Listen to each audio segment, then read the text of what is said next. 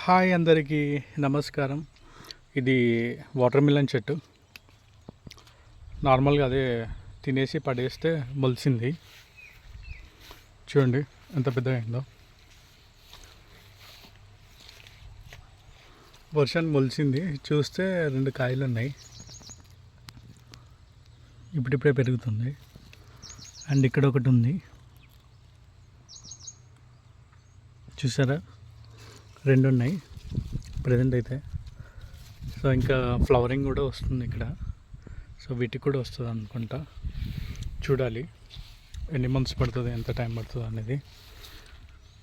ఇక్కడ ఇంకోటి చిన్నది ఉంది. ఇట్లా పెరుగుకుంటూ పోతుంటూ ఇట్లా ఫ్లవర్స్ వచ్చుకుంటూ వస్తాయి అన్నమాట.